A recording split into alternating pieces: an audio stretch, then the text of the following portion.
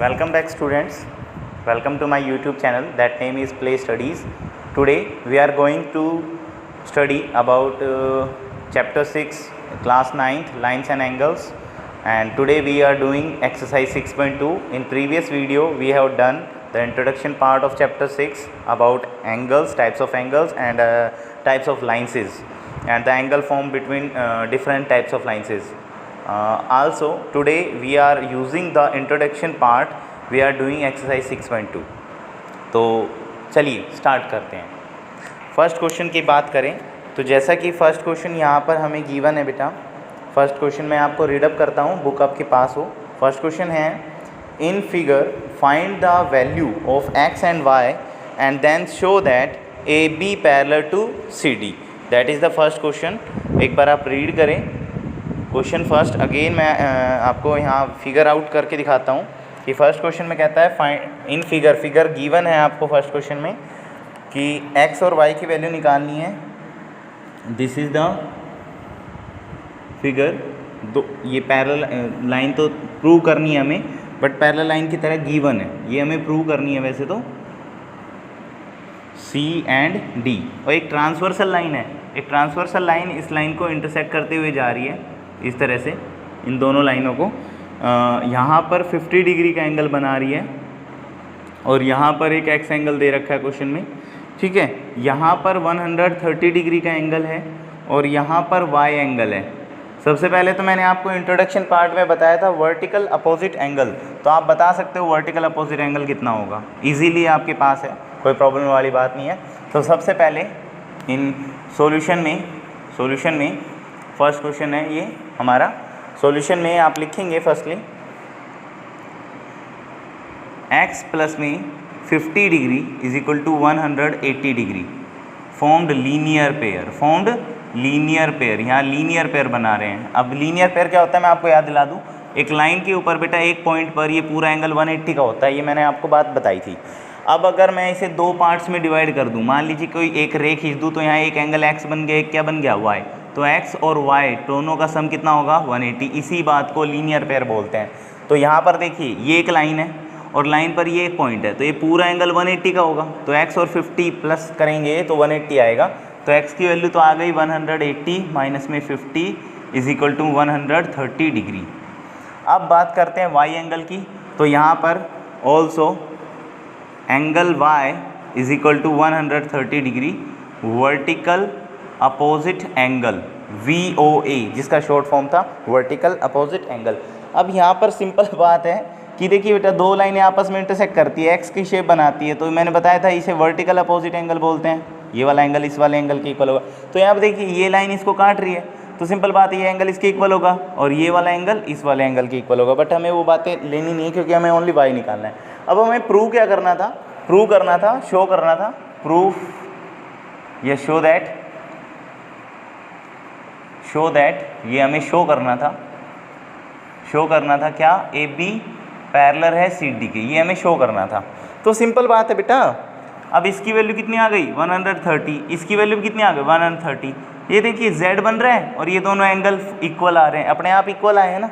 अब यहाँ लिखता हूँ now angle x is equal to में angle y is equal to में 180 degree, sorry my mistake, 130 degree and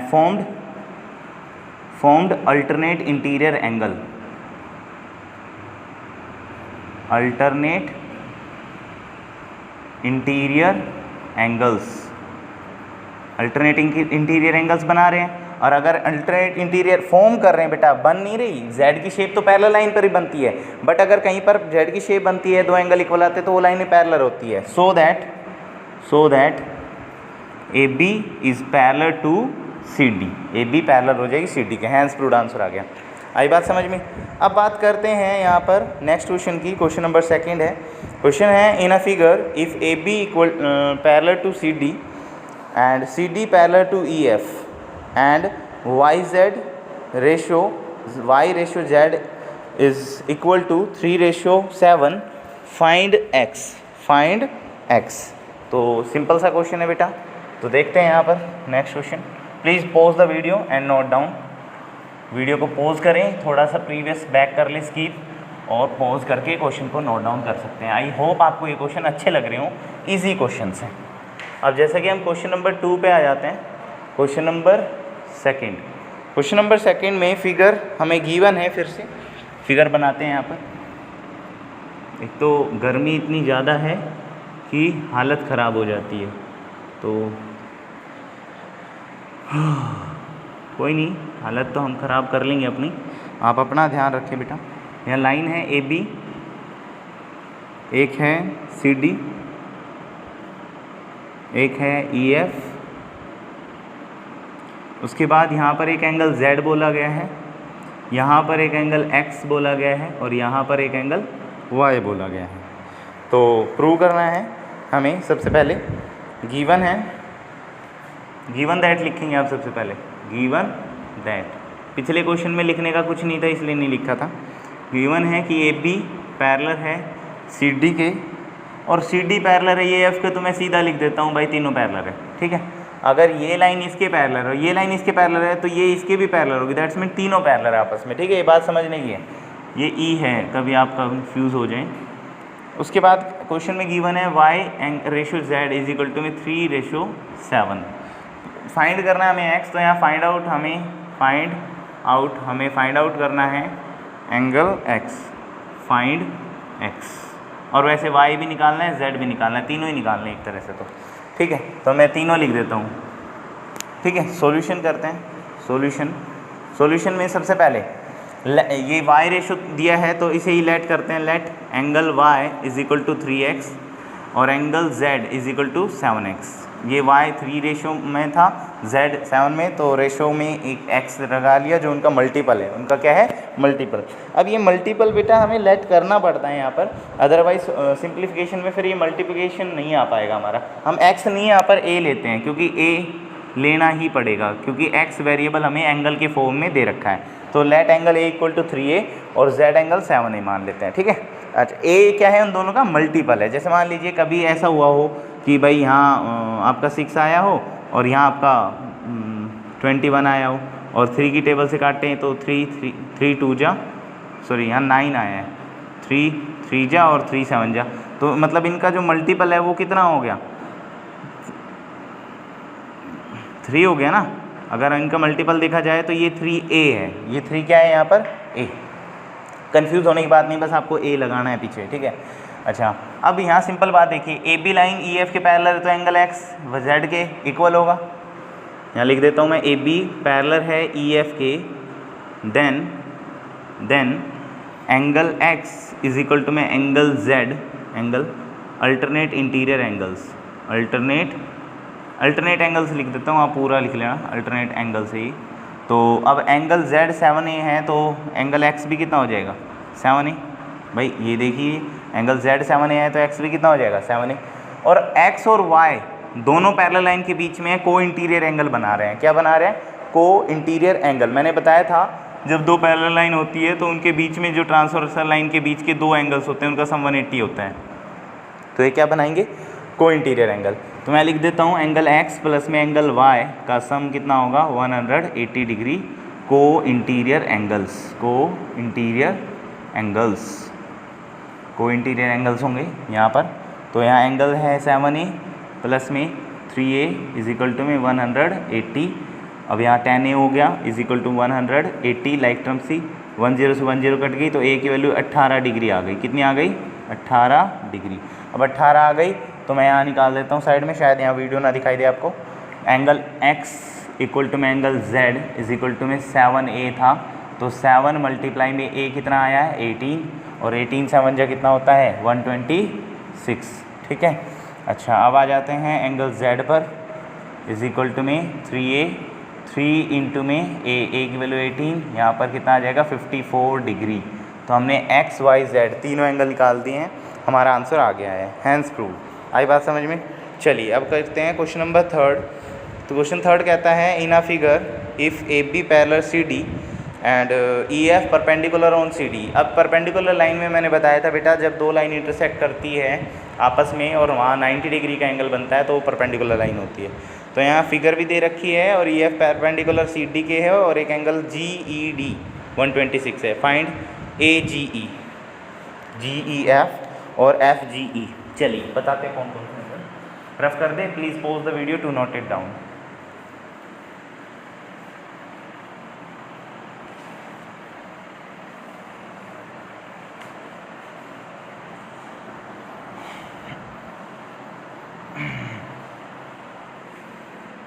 अब आ जाता है बेटा थर्ड क्वेश्चन में जैसे कि फिगर दे रखी है, हमें फिगर बनाते हैं यहाँ पर।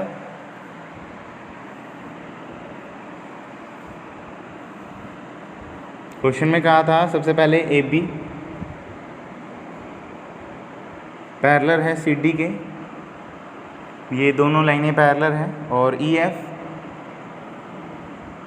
E और F परपेंडिकुलर लाइन है, तो परपेंडिकुलर यहाँ पर भी होगा और यहाँ पर भी होगा, ठीक है, मतलब दोनों तरफ होगा, इधर भी 90 होगा, ठीक है। अच्छा, एक EG लाइन दे रखी है यहाँ पर, EG, ये G पॉइंट पर है, अच्छा ठीक है। अब यहाँ पर एंगल GED देखना भाई, GED ये पूरा एंगल 126 डिग्री का है ना, ठीक है, और ये कितने का है 90 डिग्री का। अगर हम 126 में से 90 इतना घटा दे तो ये वाला एंगल आ जाएगा। आई बात समझ में? पहली बात तो चलिए, अब हमें क्वेश्चन निकालना है एंगल AGE गिवन है, हमें गिवन लिख देते हैं। AB पैरेलल है CD के, कोमा में EF पैरेलल है CD के, परपेंडिकुलर है CD के, angle GED is equal to 126 degree. Find out करना हमें, फाइंड आउट क्या करना है, एंगल AGE कोमा में एंगल GEF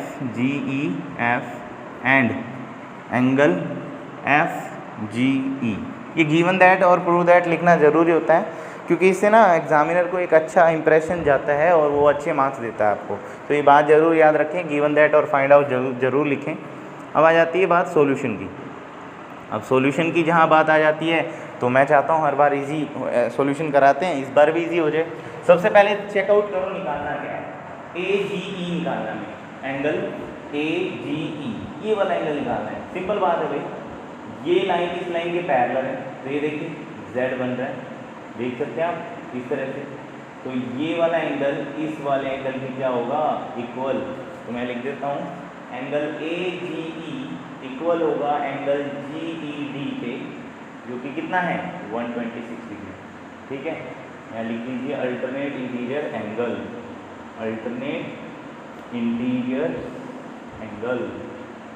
कभी कभी मिस्टेक हो जाती है, स्पेलिंग मिस्टेक्स में ध्यान दीजिए।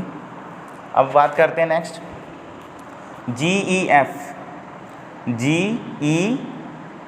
ये वाला एंगल, ये जो छोटा सा एंगल है, जैसे कि मैंने अभी आपको स्टार्टिंग में बताया था, ये कंप्लीट एंगल 126, ये 90, 126 में से 90 घटा दे तो ये आ जाएगा, ठीक है। अच्छा, ये दोबारा देख लीजिए बेटा, मेरे ख्याल से माइक में थोड़ा मैं दूर कर दिया था माइक। AGE एंगल निकालना था, ये वाला एंगल जो कि इसका अल्टरनेट है। आप देखिए जेड की शेप बना रहा है, ठीक है, तो ये 126 कैसे आया, अल्टरनेट इंटीरियर से। अब हमें जो एंगल निकालना है वो है GEF, और वो निकालने के लिए एंगल GED में से आपको एंगल घटाना है एंगल FED। देखिए ये पूरा एंगल है 126 का, इसमें से 90 डिग्री का घटा देंगे तो हमारा एंगल आ जाएगा। तो यहाँ पर एंगल GEF निकालने के लिए 126 माइनस में 90 डिग्री इज इक्वल टू में 36 डिग्री। आई बात समझ में? ये आंसर आ गया हमारा। अब आ जाते हैं नेक्स्ट FGE पर, एंगल FGE निकालना हमें। अब देखिए यहाँ पर FGE, इस एंगल को निकालने के दो तरीके हैं यहाँ पर फिलहाल। देखिए क्या, तो एक तो यहाँ पर देख सकते हैं G पॉइंट पर लीनियर पेयर बन रहा है। क्या बन रहा है? Linear pair. ये 126 का है तो हम ये निकाल लेंगे आराम से इजीली। अच्छा, दूसरा है हमारा यहाँ पर देखिए एक EFG एक ट्रायंगल बन रहा है, और वैसे हमने ट्रायंगल की प्रॉपर्टी अभी पढ़ी नहीं है इस चैप्टर में, तो हम चाहो तो यूज कर सकते हैं, नहीं करना चाहें तो भी हमारी मर्जी है। तो ट्रायंगल है, ट्रायंगल में तीन एंगलों का सम कितना होता है 180। ये एंगल 36 का है, ये एंगल 90 का है, तो हम तीसरा एंगल आराम से निकाल सकते हैं। तो ये क्वेश्चन आप आगे खुद करेंगे, डू योर सेल्फ। जो थर्ड पार्ट है वो मैं आपके ऊपर छोड़ता हूँ, लीनियर पेयर लगाओ या फिर आपकी मर्जी है कैसे भी करो, ठीक है। ट्रायंगल वाला हिसाब लगाओ। चलिए नेक्स्ट क्वेश्चन पे आ जाते हैं। क्वेश्चन 4 आ जाता है अब हमारा।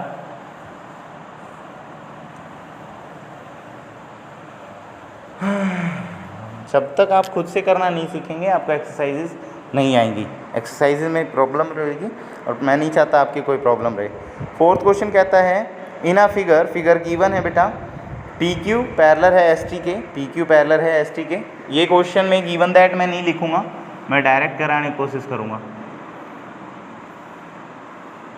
This is the figure, this is P, this is Q, this is point R and this is पैर S और this is point T। Already given है कि पी क्यू पैरेलल है एस टी के, मतलब कि ये वाली लाइन इस वाली लाइन के क्या है, पैरेलल है, ठीक है। अच्छा, उसके बाद angle P Q R, angle P Q R is equal to 110 degree है, ये वाला एंगल 110 डिग्री है। अच्छा, उसके बाद angle R S T, angle R S T is equal to 130 degree, ये वाला एंगल 130 डिग्री है। फिर फाइंड करना है हमें 130 डिग्री, फाइंड आउट क्या करें, आदत है लिखना पड़ जाता है, क्या करें, ठीक है। क्यू आर एस, ये वाला एंगल निकालना है, देख सकते हैं आप क्यू आर एस, ये वाला एंगल, ये एंगल फाइंड करना है। तो कराते हैं भाई इसे भी। तो इसको भी कराने के ना कई बुक्स में अलग अलग मेथड दे रखे हैं, मैं नहीं चाहता ज़्यादा हार्ड मेथड ले, हम सिंपल करते हैं। कंस्ट्रक्शन होगी यहाँ पर एक छोटी सी कंस्ट्रक्शन, जो थर्ड पॉइंट होगा वो होगा कंस्ट्रक्शन पॉइंट। कंस्ट्रक्शन करनी है आपको, और कंस्ट्रक्शन में क्या करना है आपको, draw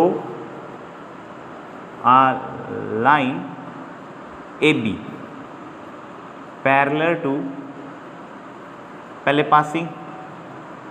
passing from R and parallel to P Q and R S, sorry S T, parallel to S T.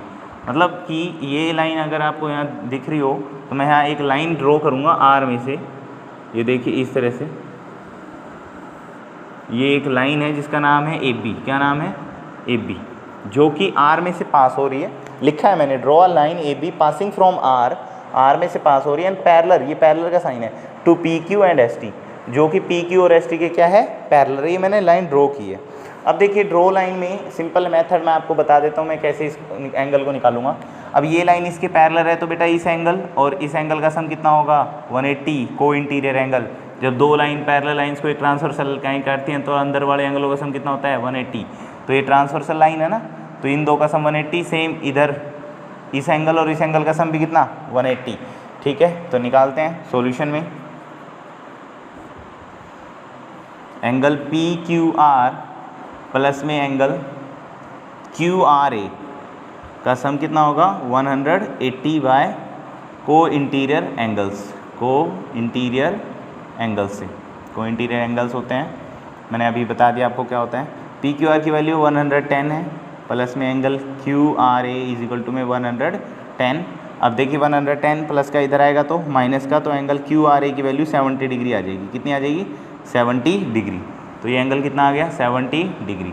अब बात करते हैं सेम अगले पार्ट की, angle T R S T plus में angle R not R S R B का value कितना होगा, 180, सेम को इंटीरियर एंगल्स। ये देखिए ये वाला एंगल होंगे, इस एंगल और इस एंगल का सम कितना होगा, 180। अब देखिए नाम नेमिंग कई बच्चों को गड़बड़ हो जाती है, आर एस टी ये एस वाला एंगल है, और एस आर बी में ये आर वाला एंगल है, जो मिड वाला एंगल होता है, ठीक है, वर्टेक्स में। ये एंगल के नेमिंग में थोड़ा ध्यान दीजिए। आर एस टी की वैल्यू कितने हैं, 130 डिग्री, प्लस में एंगल एस आर बी की value is equal to 180। Angle S R B आपका कितना आ जाएगा, 50 डिग्री आ जाएगा, मतलब ये वाला एंगल कितना आ जाएगा, 50। अब देखिए यहाँ तक तो हमारा आ गया, बट हमें तो एंगल ये निकालना है ना। तो ये निकालना बेहद आसान हो गया है। ए बी एक लाइन है और ए बी लाइन पर आर एक पॉइंट है, तो ये पूरा एंगल 180 का होगा, यानी कि इस एंगल और इस एंगल का सम कितना होगा, 180 by sum of angle on a line, क्योंकि यहाँ एक 3 एंगल है, अगर 2 एंगल होते तो लीनियर पेयर लिख देते। तो आई होप आपको यहाँ दिखाई दे रहा हो। तो angle P Q R A now angle Q R A plus में angle Q R S plus में एंगल एस आर बी का सम कितना होगा 180 sum of angles on a line, sum of angles on a line, एक line पे एक point पर sum of angle on a line on a point. ठीक है, तो ये एंगल कितना आया है हमारा 70 प्लस में ये एंगल निकालना है क्यू आर एस प्लस में 50 इज इक्वल टू 180। ठीक है, अब देखते हैं इन दोनों का सम कितना हो जाएगा। अब इसे हम सिंप्लीफाई करते हैं। यहाँ पर आपको दिखाई नहीं दे रहा होगा, यहाँ पर कर लेते हैं।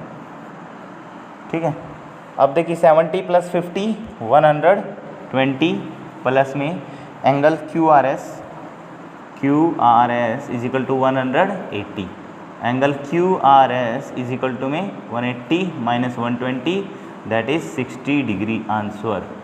ठीक है, this is the simple question, आपको आराम से इजीली आ गया होगा।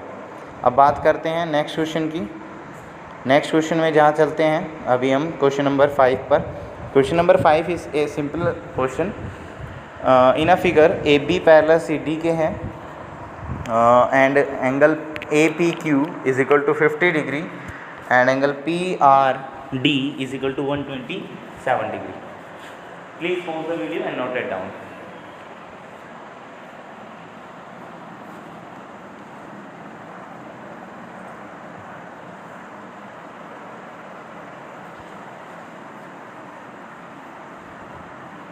यहाँ पर नेक्स्ट क्वेश्चन जो है वो आप खुद करके देखिए, मैं आपको इसका फिगर समझाता हूँ।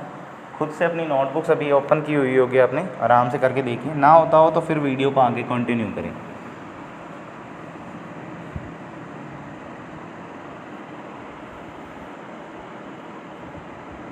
सबसे पहले तो ए बी लाइन है जो कि पैरेलल दे रखी है हमें सी डी के पैरेलल कर देते हैं। पी क्यू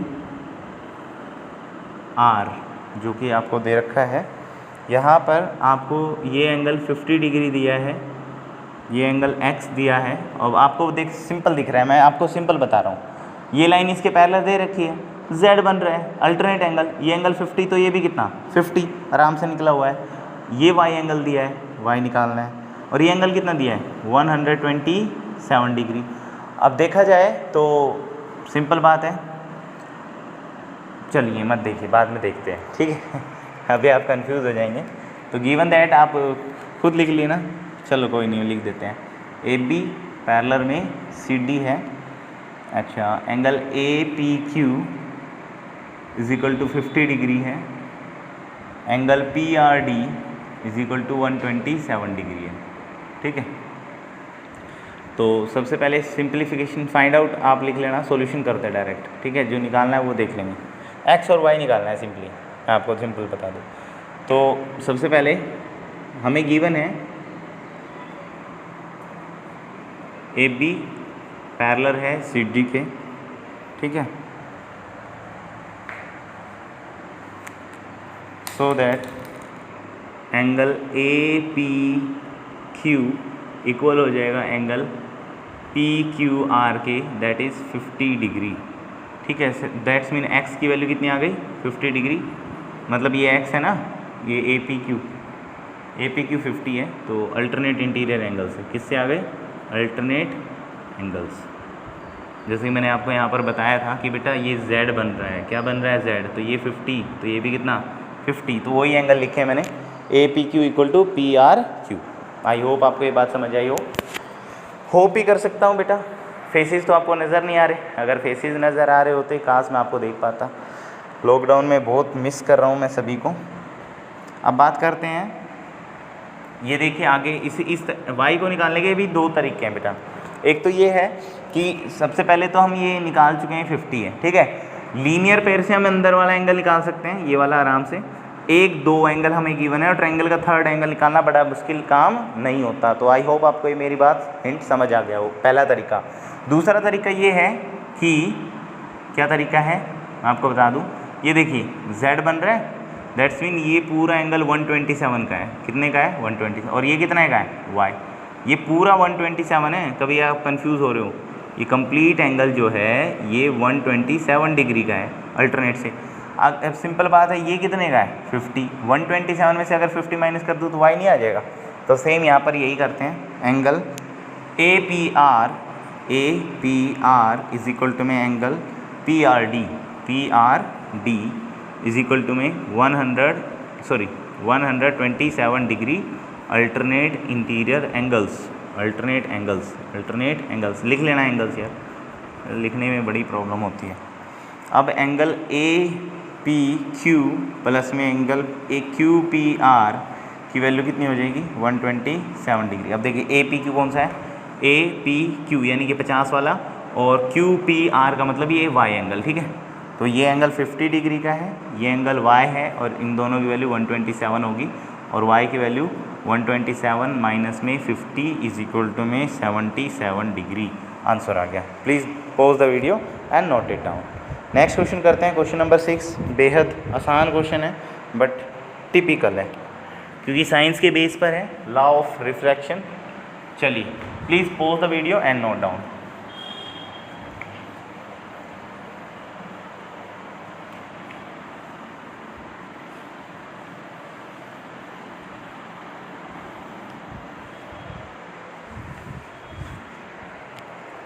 अब है हमारा क्वेश्चन 6। क्वेश्चन 6 कहता है in figure P Q and R S are two mirrors place parallel to each other. दो मिरर है बेटा जो आपस में पैरेलल है, बिल्कुल ठीक है, each other. And incident line ray A B strike on mirror. एक ए बी लाइट रे है जो ए बी पर स्ट्राइक करती है, और आपको पता होगा कोई भी लाइट रे अगर मिरर पर गिरती है तो रिफ्लेक्ट हो जाती है। तो it can be reflect P Q at B and reflected move along the path, ऐसे ही मूव करती है बी सी में, एंड देन बी सी से स्ट्राइक होती है mirror R S at C point, again reflect back and form C D. तो ये देखते हैं कैसे है। क्वेश्चन में सबसे पहले कहता है दो मिरर है, तो दो मिरर बनाते हैं।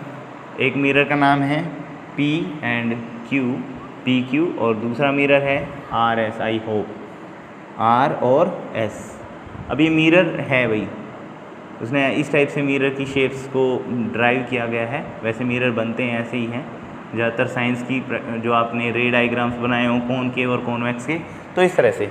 अब क्वेश्चन में कहता है एक ए बी रे है, ए और बी स्ट्राइक करती है बी पॉइंट पर, एंड बी से स्ट्राइक होने के बाद रिफ्लेक्ट हो जाती है और स्ट्राइक करती है सी पॉइंट पर, और यहाँ से भी रिफ्लेक्ट हो जाती है, आगे बढ़ जाती है, ठीक है, D.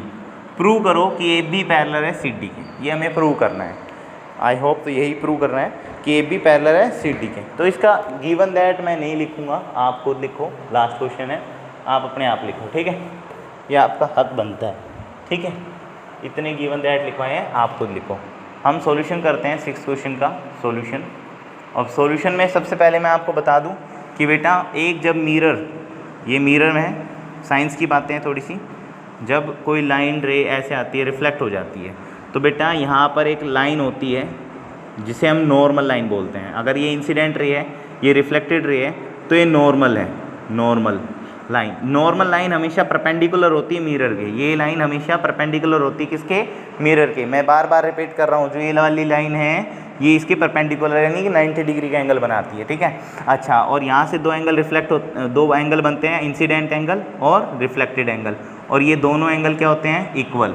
I equal to R, incident equal to reflected angle. 7th class में साइंस में पढ़ा था आपने, या 8th में पढ़ा होगा, देख लेना। तो यहाँ पर भी हम एक नॉर्मल लाइन बनाते हैं, ठीक है, जिसका नाम बी ई हो जाएगा, और सी एफ, ठीक है। तो सबसे पहले लिखते हैं, क्या लिखते हैं, draw D E perpendicular on P Q and C F perpendicular on R S. तो यहाँ पर देखते हैं, ये वाला एंगल इस वाले एंगल के इक्वल हो जाएगा, इसे नंबर 1, इसको नंबर 2 दे देते हैं, इस वाले को एंगल 3 दे देते हैं, और इस वाले को एंगल 4 दे देते हैं। तो लिख देते हैं एंगल 1 इक्वल टू में angle 2 and angle 3 equal to में एंगल 4 लॉ ऑफ रिफ्लेक्शन से, लॉ ऑफ रिफ्लेक्शन, जो कि मैंने अभी अभी बताया कि बेटा इंसिडेंट एंगल रिफ्लेक्टेड एंगल के इक्वल होता है। तो ये दोनों इक्वल होंगे ना, ये दो इक्वल होंगे, ठीक है। अब बात करते हैं यहाँ पर सिमिलरली एंड, अब ये देखिए ये दो लाइनें पैरेलल है, ये लाइन इसके ऊपर परपेंडिकुलर है, यहाँ भी 90 का एंगल है और यहाँ भी 90 का एंगल है, दैट्स मीन ये दोनों भी क्या होंगी, पैरेलल होंगी। क्या होंगी, पैरेलल। तो मैं लिख देता हूँ एंगल 2 इक्वल टू में एंगल 3 मेक फॉर्म, यहाँ देखिए Z बन रहा है 2 और 3 में, क्योंकि मैंने बताया एंड DE पैरेलल है CF के, so angle 2 equal to angle 11 नहीं है, ये पैरेलल है, alternate interior angles, alternate angles. अब एक बात समझिए आप, सिंपल, हमें कुछ प्रूव नहीं करना था। एंगल 1 2 के इक्वल है, 3 4 के इक्वल है और 2 3 के इक्वल है, दैट्स मीन एंगल 1 2 के इक्वल है, 2 3 के इक्वल और 3 4 के इक्वल है, so that angle 1 equal to angle 2 equal to angle 3 equal to angle 4, चारों एंगल क्या हो जाएंगे, इक्वल हो जाएंगे। बट हमें प्रूव क्या करना है, हमें प्रूव करना है AB पैरेलल है CD के, तो बेटा हमें ये पूरा एंगल इस पूरे एंगल के इक्वल करना है, सिंपल बात है, अल्टरनेट की फॉर्म में लाना है, और अगर Z बनता है तो लाइनें पैरेलल हो जाएगी, ठीक है। तो हम यहाँ लिख देते हैं एंगल 1 प्लस में एंगल 2 का सम इक्वल होगा एंगल 3 प्लस में एंगल 4 के सम के, डेफिनेटली होगा। मान लीजिए इनका वैल्यू x है, मान लीजिए x है, ठीक है, लेट x मान लेते हैं, ठीक है। तो यहाँ x प्लस में x प्लस इक्वल टू में x प्लस में x, 2x is equal to 2x, क्या इक्वल नहीं हुए क्या, ठीक है, यानी कि ये एंगल भी 2x आ गया और ये भी कितना आ गया, 2x आ गया। तो make formed alternate angle, formed alternate angles, ठीक है, फॉर्म्ड अल्टरनेट एंगल्स। तो मैं इस लाइने को मिटा देता हूँ, आई होप आपको ये x वाली बात समझ आई हो, मैं बस इनके नाम लिखने वाला हूँ अब। एंगल ABC इक्वल टू में एंगल ABC, सॉरी उल्टा लिख दिया, ABC नहीं आएगा यहाँ पर, DCB आएगा, एंगल DCB इक्वल टू में एंगल CBA या ABC, ठीक है, formed alternate angle. So hence AB parallel है CD के। आई होप आपको ये आज वीडियो में अच्छा लगा हो। We have complete the exercise, सभी को मज़ा आया हो, अंडरस्टैंड हुआ हो, सबसे बढ़िया बात है बेटा। चलिए, थैंक यू क्लास, आज के लिए इतना। Welcome back students.